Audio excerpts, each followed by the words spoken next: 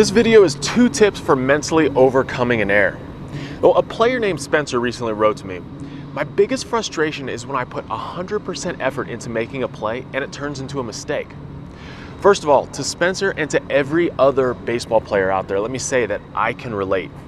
Errors are tough because you care so much, and they're tough because you're out there all alone. Everyone is watching it and you know everyone in the stadium just saw you make that mistake. Even worse, you feel like you let your team down and your pitcher down. So I know I've made some pretty painful ones in my time. I remember there was a time in spring training where I really thought I had a chance to break with the major league team. I was putting a ton of pressure on myself, and I still remember that game, and I made one error. It was really painful, and I could feel my chances slipping away. But even after we make that error and we feel like we want to crawl into a hole into the ground, we have to keep playing, right? Our team and our pitcher is still counting on us. And we really don't want to let that one mistake turn into 2 or 3 errors, which can happen really easily if we can't get ourselves into a good mental state. So in my 16 years of playing professionally and the many years before that, I've only really found 2 things that help me personally move past an error. And I know it may be different for other people, but here are the 2 tips that help me. Number 1 is having an external focus, and number 2 is having confidence and knowledge in what I'm doing. So the first tip is external focus. First, let me tell you all of the things that I tried that did not work for me. Now, I'm not saying that they can't work for you, but personally, I didn't find them very helpful. Now, I've worked with some of the best sports psychologists in the world, and during my time with the Rockies and Twins especially, they were really big about mental training. I had a binder this thick full of mental exercises and teachings. So the first thing I tried that didn't work was controlling and focusing on my breathing. When my heart rate went up and my adrenaline went up, it was hard for me just to breathe and bring everything back down to normal. I wasn't good with that. That might work for a lot of other people, but not for me. Another thing I tried was trying to have positive self-talk. Again, that didn't work for me.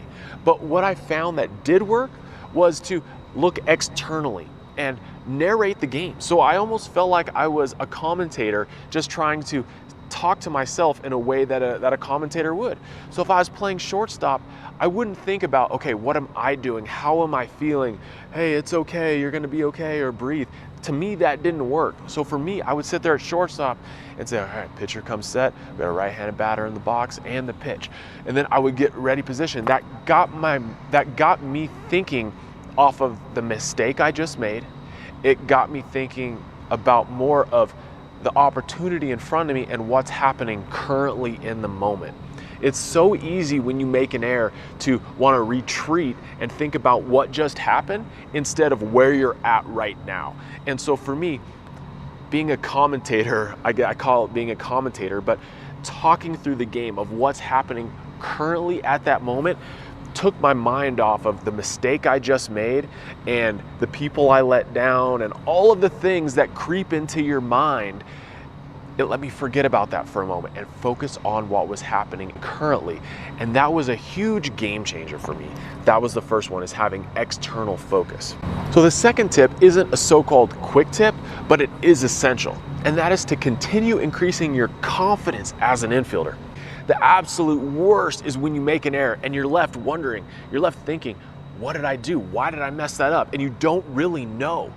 That's a really uncomfortable feeling when you already feel like you're on an island and you don't know why you messed up. You're living in fear of that bad hop, or you don't know how to fix it. Confidence will come as you build and develop both your knowledge of fielding fundamentals and your skill. So when you are not living in fear and you understand how to correct it, and so when you do get that same ground ball the next time, that you have the confidence that you're gonna make that play, you're gonna be in a much better position. So if you do live in fear after you make a mistake, which happens to all of us, and it did happen to me, it doesn't have to be that way. Of course, it still hurts when you make that mistake, but knowing why you made that mistake, what went wrong, and what exactly you need to do to get it right the next time gives you confidence to get back out there and know that you can handle whatever the game throws at you. Plus, as you learn how to read hops, how to angle your approach and position your body, create adjustability with your footwork, all of these different strategies, you'll start to develop the confidence of knowing you're no longer just at the mercy of the baseball. You can actually eliminate most bad hops, and you'll have the confidence of knowing that when you do get a bad hop, 9 times out of 10, you'll be able to still field it and make the play.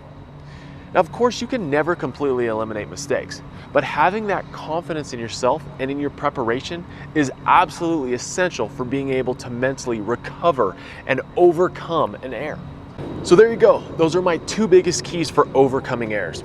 Remember, number one is finding a mechanism for keeping an external focus during games. Mine was to narrate the game in my head or even talk aloud like I was the commentator. You can try that or something else that is similar, but that helped me take what I was feeling internally and help me from dwelling on that and to be able to put my focus on where I was at currently, on what was happening in real time, not what happened previously. So that was a very, very important thing. Number two is continue building your confidence by increasing your knowledge and skill level. Believe me, it's worth it, and the preparation you put in will show up when you need it. Now, remember, overcoming errors when they happen in the games are not easy. It's not easy for me, it's not easy for anyone that's even on TV in the major leagues and little league. It doesn't matter, it's not easy. But try these two things. Try to think externally. Try to understand what you're doing mechanically so you can be able to make an adjustment during a game when you do make a mistake. Those are two big keys, and I believe that will help you overcome mentally those errors a little bit quicker. So good luck, try these things. We'll see you next time.